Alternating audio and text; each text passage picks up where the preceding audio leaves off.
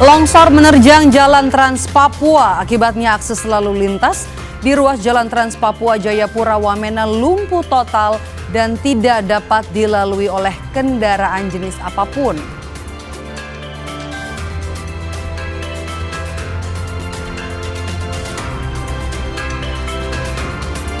Kenaikan harga LPG non-subsidi 12 kg sejak pertengahan April dikeluhkan pelaku usaha kuliner.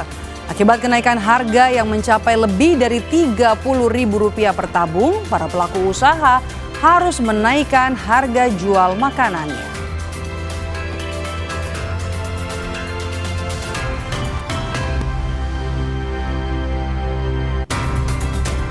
Jemaah Haji Indonesia Kloter 1 tiba di Madinah pagi ini waktu Arab Saudi. Mereka merupakan jemaah dari embarkasi Yogyakarta.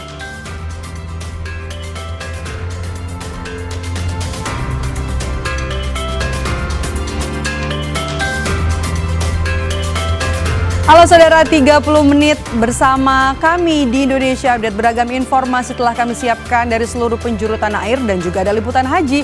Langsung saja kita mulai Indonesia Update selengkapnya bersama saya Medo Pelfrina. Jadi Kompas TV, independen, terpercaya.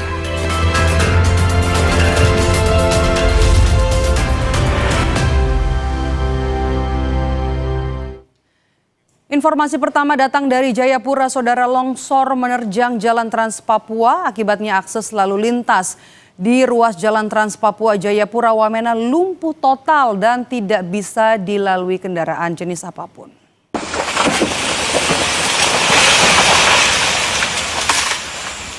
Masih panas-panas.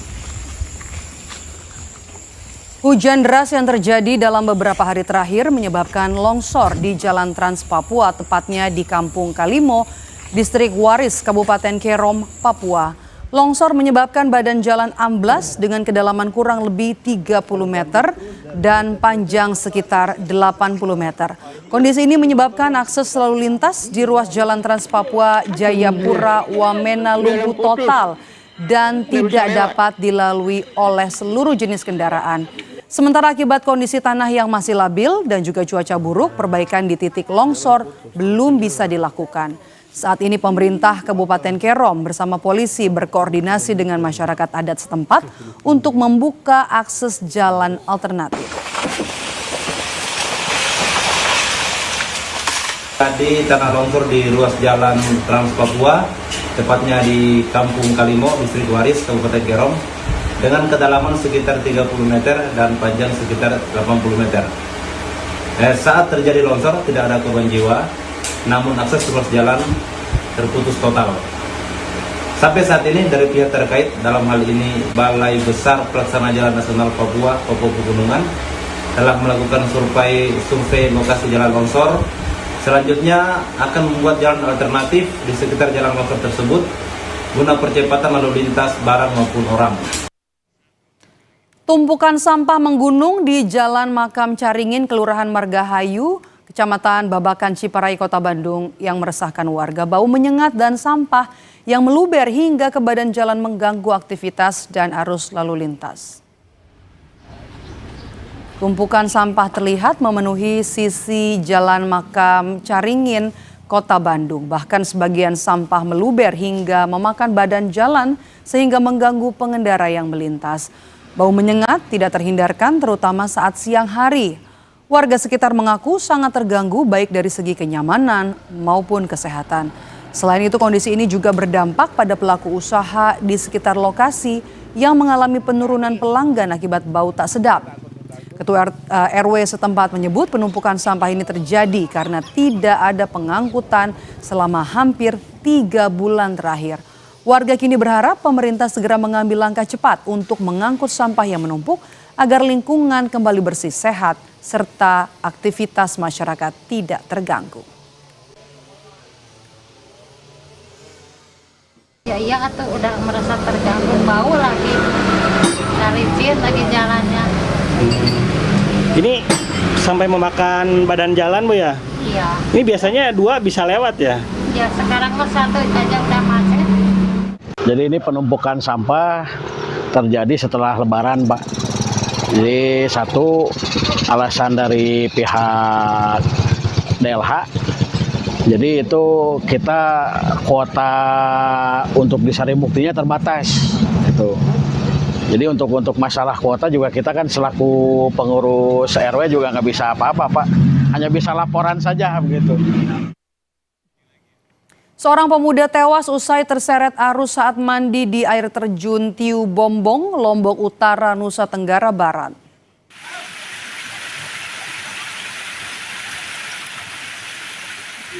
Setelah seharian dilakukan pencarian, korban ditemukan tewas di hari kedua pencarian Selasa pagi. Tim SAR dan warga mengevakuasi jenazah korban melewati medan yang cukup terjal. Korban sebelumnya dilaporkan mandi di air terjun Tiu Bombong, Kayangan, Lombok Utara bersama 2 rekannya. Saat mandi, tiba-tiba debit air meningkat hingga korban terseret arus. Sementara 2 rekan korban berhasil menyelamatkan diri.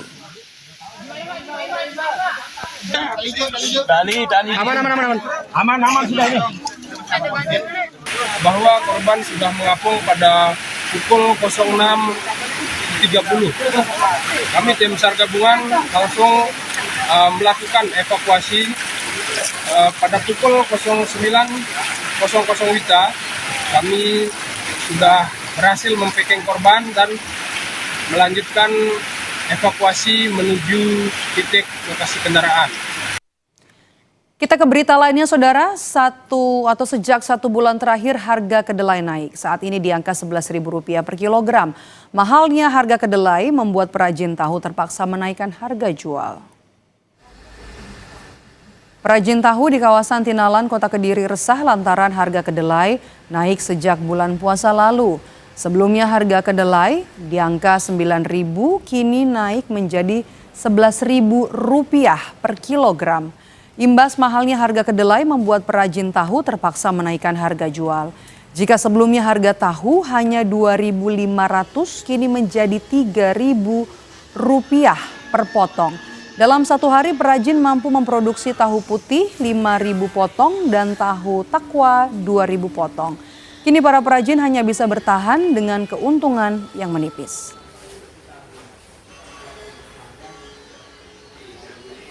Untuk saat ini naik dari sebelum hari raya itu naik. Dari 9.000 merangkak 10.000 sampai sekarang 11, mungkin 11,5. Di tahu itu udah maksudnya ya mengurangi pendapatan. Ya itu merepot. Ya naik kita naikkan gitu aja solusinya. Tetaplah bersama kami di Indonesia Update, Saudara. Usai jeda kami kembali dengan informasi harga LPG non-subsidi 12 kg naik sejak pertengahan April. Para pelaku usaha pun kini terpaksa menaikkan harga jual makanan.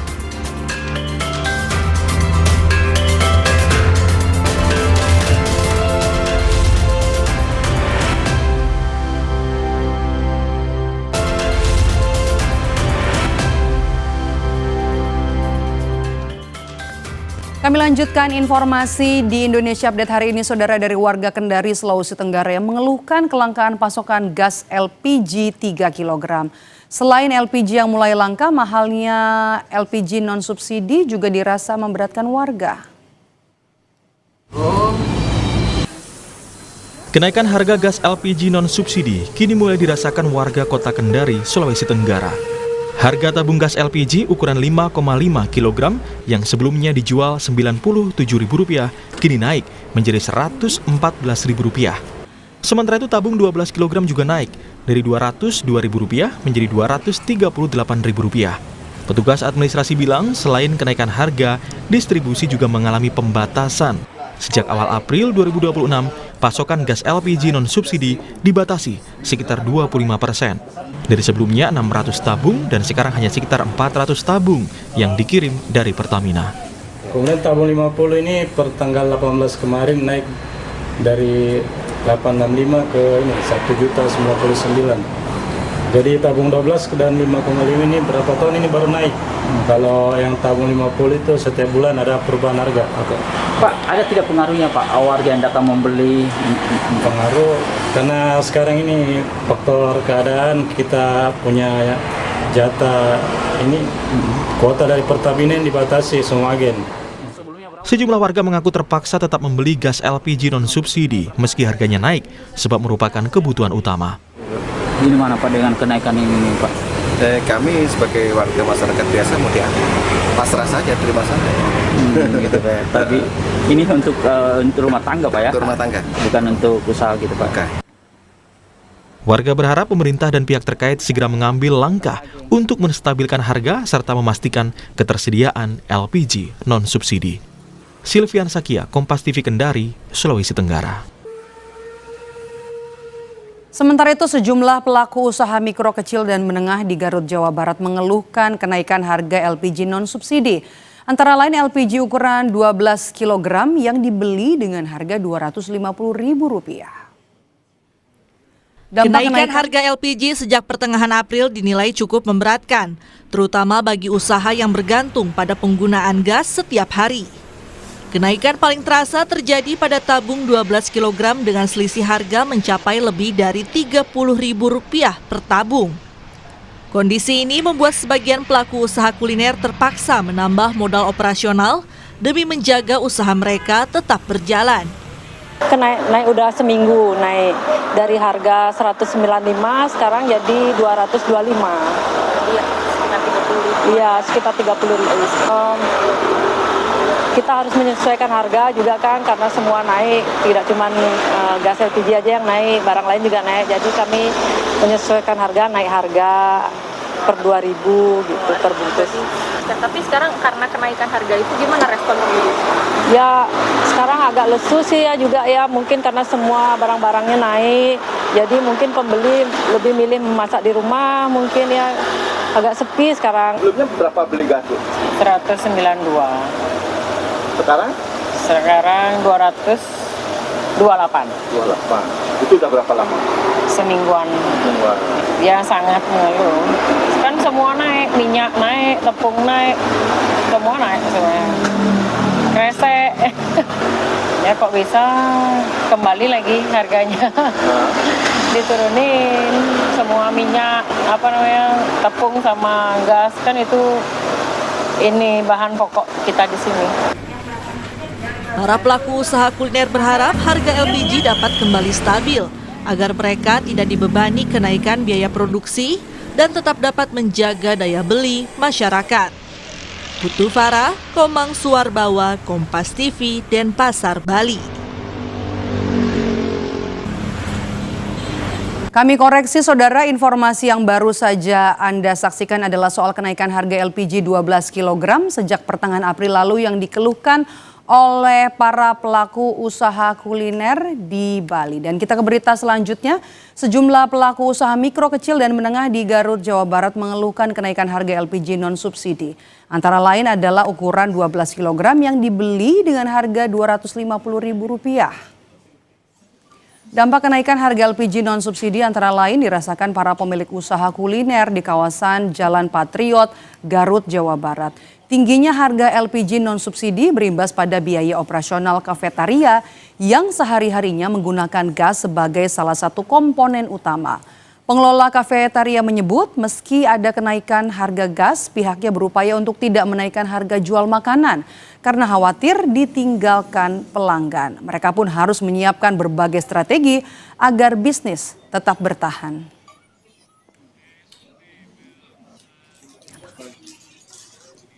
Kalaupun ada orderan makanan, di saat sekarang gas ada kenaikan, itu lumayan juga membuat HPP dari makanan juga jadi naik gitu. Dan kita juga agak menyayangkan gitu, mau menaikkan harga, tapi tidak mau juga konsumen kesini, oh makanannya mahal-mahal gitu. Kemarin aku tuh beli di 250.000, dan itu tuh sangat-sangat susah untuk aku belinya. Hanya di saat gasnya ini naik, itu sangat-sangat membuat kita sebagai pelaku UMKM lumayan nilai kepala sih dengan harga kenaikan itu. Kita beralih ke informasi lain, saudara. Angin segar datang dari kasus penggelapan dana gereja Katolik Paroki Aek Nabara senilai 28 miliar rupiah. Dirut Bank BNI memastikan uang yang digelapkan oleh eks pejabatnya akan dikembalikan.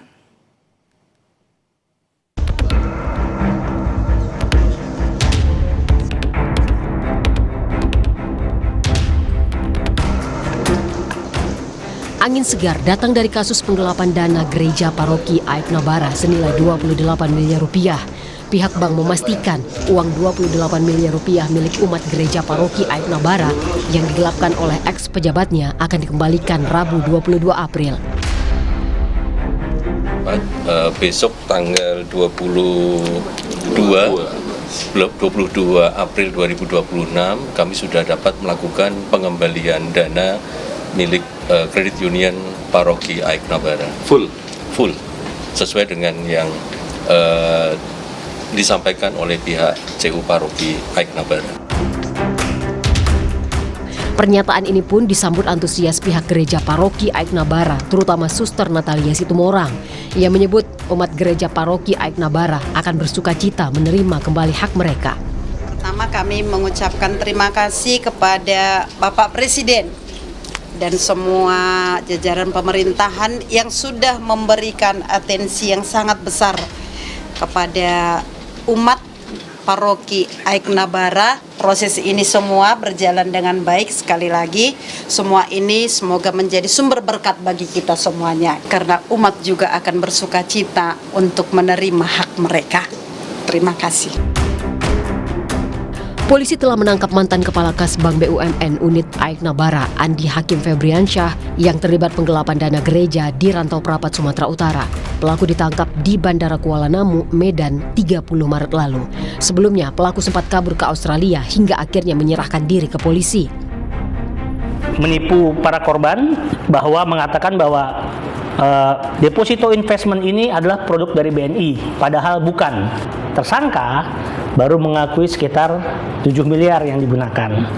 Kegunaannya yaitu salah satunya untuk investasi. Sebelumnya, pengurus gereja paroki Aik Nabara menyomasi bank pelat merah untuk mengembalikan dana umat gereja yang digelapkan. Eks Kepala Kas Bank BUMN, Bendahara Gereja Paroki Aik Nabara, Suster Natalia Situmorang menyampaikan kekecewaannya karena merasa ditipu pihak bank. Tim Liputan Kompas TV. Dan informasi terbaru, saudara, pihak Bank Negara Indonesia BNI memastikan sudah mengembalikan semua dana anggota Kredit Union Gereja Katolik Paroki Aik Nabara. Bendahara Kredit Union, Suster Natalia Situmorang menyambut baik pengembalian dana 28 miliar rupiah oleh BNI. Hari ini kami menyampaikan kabar baik kepada seluruh masyarakat. Proses pengembalian dana kepada nasabah CU Paroki Aik Nabara telah selesai dilaksanakan. BNI telah mentransfer dana sebesar 21.257.360.600 rupiah kepada CU Paroki Aik Nabara yang melengkapi pengembalian sebelumnya sebesar 7 miliar rupiah. Dengan demikian total dana yang telah dikembalikan mencapai 28.257.360.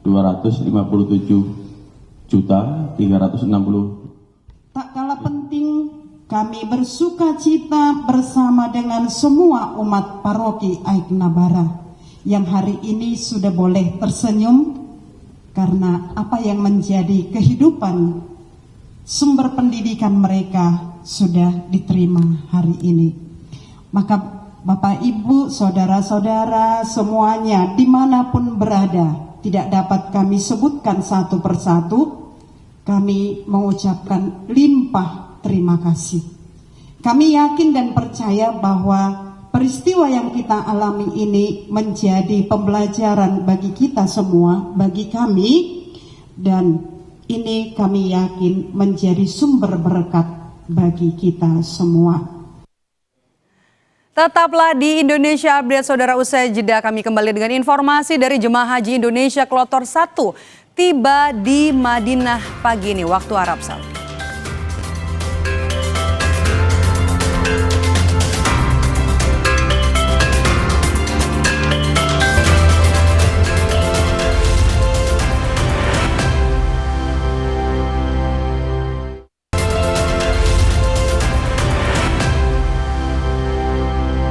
لبيك لا شريك لك لبيك إن الحمد والنعمة لك والملك لا شريك لك. Saudara, jemaah haji Indonesia Kloter 1 tiba di Madinah. Mereka merupakan jemaah dari embarkasi Yogyakarta.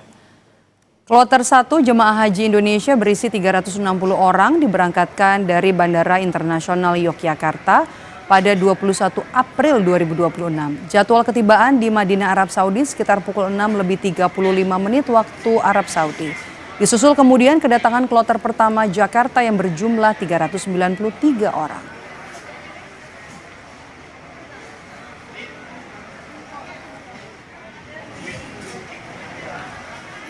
Jurnalis Kompas TV Sofyan Hartanto terpilih menjadi petugas penyelenggara ibadah haji PPIH pada tahun ini.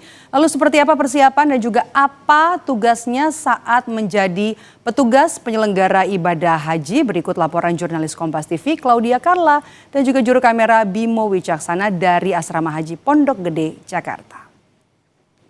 Saudara, ada yang istimewa di keberangkatan haji 2026 ini, di mana karyawan Kompas TV, tepatnya penyelaras bahasa, Sofyan Hartanto ini terpilih menjadi petugas penyelenggara ibadah haji dari Indonesia yang akan menemani jemaah haji melaksanakan ibadah haji 2026. Lantas, apa tugasnya dan penempatannya nanti akan di mana? Saya akan langsung tanyakan kepada pihak yang bersangkutan yang saat ini sudah tiba di Asrama Haji Pondok Gede, Jakarta Timur. Halo Mas Sofyan. Mas Sofyan, hari ini udah tiba di Asrama Haji Pondok Gede, Jakarta Timur. Ini bisa diceritakan gak sih proses terpilihnya jadi PPIH ini seperti apa sih, Mas? Ya, dari awalnya itu sebenarnya kita itu ada 11.000 orang yang mendaftar menjadi petugas haji. Dari 11.000 itu diseleksi lagi, administrasi segala macam, dan akhirnya sampai pada tes CAT, tes komputerisasi itu ada 4.000 orang dan akhirnya diseleksi lagi jadi 1.000 orang. Jadi di kami petugas PPIH Arab Saudi itu ada 1.000 orang yang lulus dan akhirnya ditugaskan sekarang menjadi petugas haji yang nanti melayani jemaah di Arab Saudi. Untuk hari ini apa saja nih yang sudah dilakukan petugas PPIH hari ini di Asrama Haji Pondok Gede? Bisa ditunjukkan kepada pemirsa Kompas TV?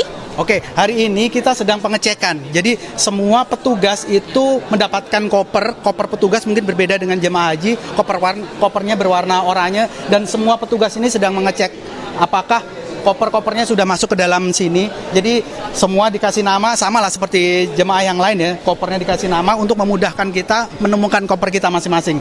Jadi ada beberapa ternyata ada koper yang memang belum masuk.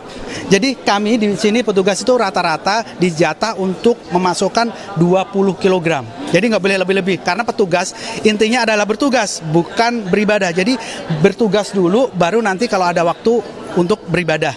Jadi harus benar-benar memang menetapkan hati untuk bertugas. Di sini kami koper-kopernya ini kebanyakan isinya cuma baju seragam yang kami pakai ini. Jadi tidak ada yang lain, memang kami petugas diamanahkan oleh pimpinan, oleh Kementerian Haji dan Umroh untuk melayani jemaah yang ada di Arab Saudi nanti. Untuk Mas Sofyan sendiri di sektor apa nantinya?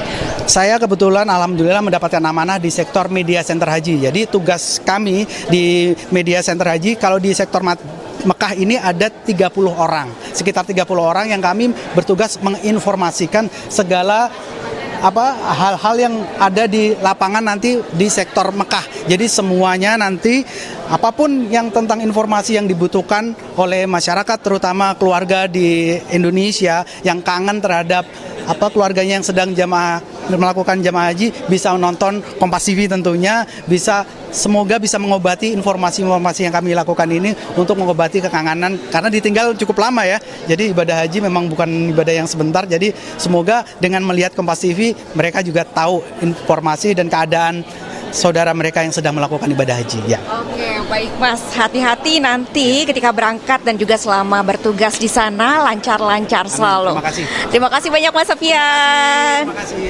Ya, demikian saudara tadi perbincangan saya dengan pegawai ataupun juga tim Kompas TV yang bertugas menjadi petugas PPIH pada keberangkatan haji pada tahun ini, di mana sudah melakukan sejumlah persiapan yang nantinya akan ditugaskan di bagian media center di Mekah. Claudia Carla, Bimo Wicaksana, Kompas TV Jakarta.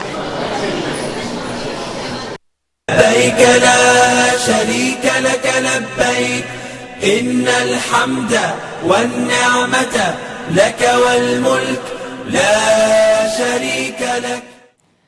Informasi seputar liputan haji tadi sekaligus menutup jumpa kita di Indonesia Update hari ini. Terima kasih sudah menonton. Saya Maido Pelfrina. Sampai jumpa.